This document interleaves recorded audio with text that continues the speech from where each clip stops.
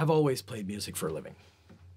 I've been playing with bands since I was 14, playing the solo unplugged thing since I was maybe 20 or 19, 20, something like that. And this is all I ever wanted to do. And since I've able to do it for a living, make a good living out of it, I keep doing it. I don't change it because it's what I've always wanted to do. Yes, I write very little of my own music. I write like bits and pieces, and then I put them together. Like one night, it'll just hit me and like, okay, let's finish this. I guess I get caught up in the work, like the cover works, and I don't give it the time or the attention it deserves. My original music, and I should. The Barco de Papel was written in 1995 by Manuel Acosta and Fernando Ufret. Manuel is my eldest stepbrother, but we grew up together, so he's my brother. He's my brother.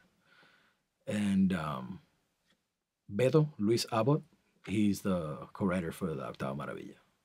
He's been one of my best buddies all my life. Okay, that's a really easy one.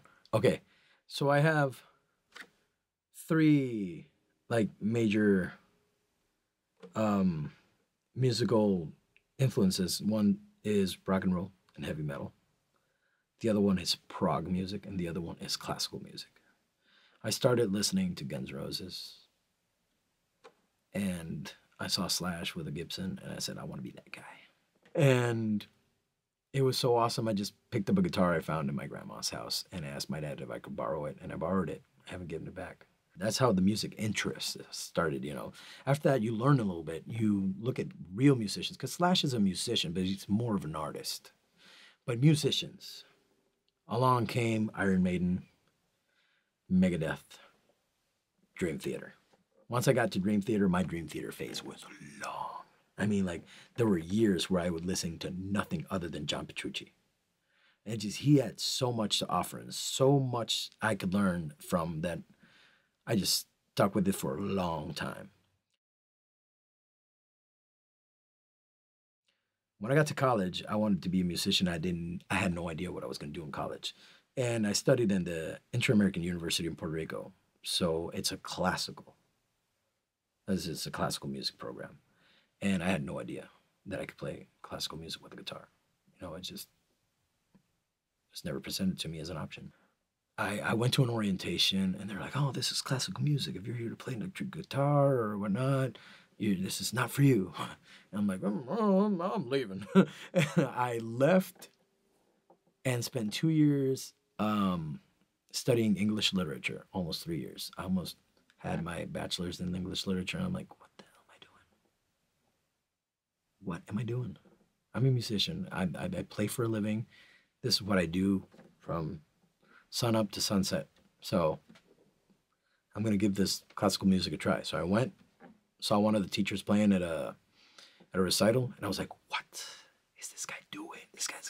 This man is clearly a wizard.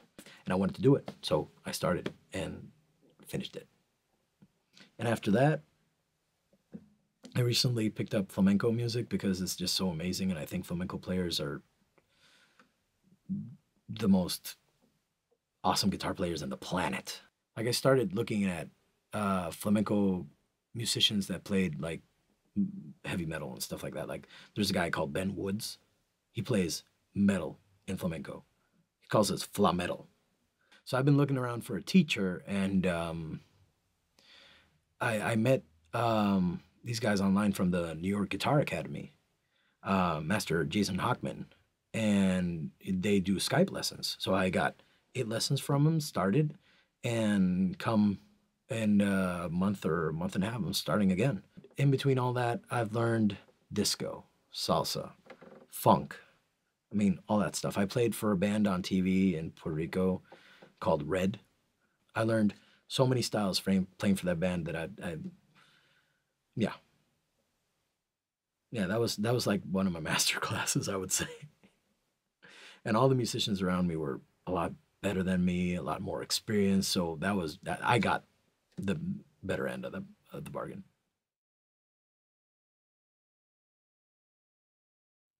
Okay, so right now I I've been playing Tuesdays, Thursdays, and Fridays here in Potbelly in town, in Rochester, from 11 to 1 over the lunchtime rush. I play Wednesdays at the First Avenue Food Court.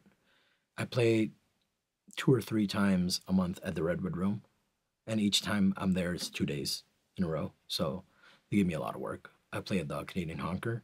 Play a lot of private shows for Mayo. I played at the Kinney Creek Brewery quite a lot. I played at their Picks and Pints the last 2 summers, and I played a lot of private shows this year. A lot. I played at the cities. Every 3 months, I go back to Puerto Rico and do a month tour. Just a lot of as many shows as I can. When I go back home, I go crazy. And Puerto Ricans are crazy with energy, and I sometimes I need my energy fix, and I go back home and it's like, oh yeah, okay, let's go back to Minnesota, bring it down. And Puerto Ricans are more about the energy and the party, but I love it.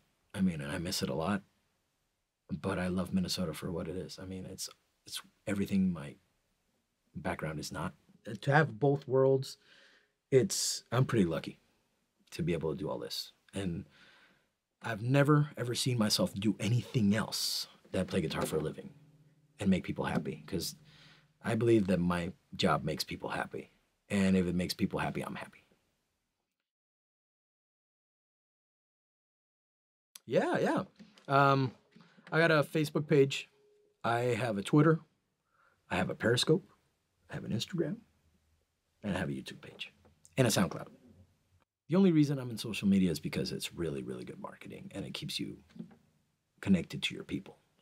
I mean, I would not love to work just on the internet, but working on the internet is very, very cool. I mean, you get to meet people from all over the world. I look at my stats on YouTube, and the first one is United States got like 365,000 like people watching in the United States at my YouTube channel.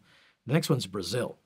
I mean, I was like, what? Where's Puerto Rico? Puerto Rico's like the 8th or the 9th. I mean, of course, Brazil's like this, Puerto Rico's like this, but still, and Mexico's the 3rd. And then you got like Argentina, Canada, Russia, you know, people from Japan listening to my music. I Periscope some of my gigs sometimes, and I've met the most amazing people on Periscope.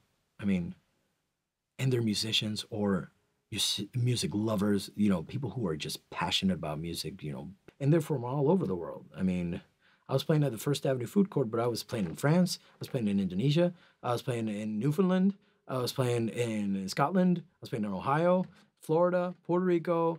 I don't know where else. I have a YouTube channel with more than 365 songs on it. I did a whole year worth of YouTube videos last year. It was kind of like a challenge. It was fun. Sometimes, internet will go down, like I can't upload my video today, or YouTube was down, and it was a bit. But I pulled it off. Like all my musician friends from Puerto Rico are on my channel. A lot of musicians that I've met here are on my channel. I'm just lucky to be in such a great community of musicians. I mean, Puerto Ricans like Minnesotans, they are both talented, great musicians that I've shared so much with. It's that vibe that you're just, oh, I got here and these two guys are playing guitar. That's what it feels like. That's what I wanted. I never wanted to go on YouTube and have all these people all over the world see my video. It's just really cool that happens. All of this stuff put together is more than I can handle. So I just do it with a smile on my face because I love it, and I want to make people happy. I want to be happy by making people happy. That's what it's all about.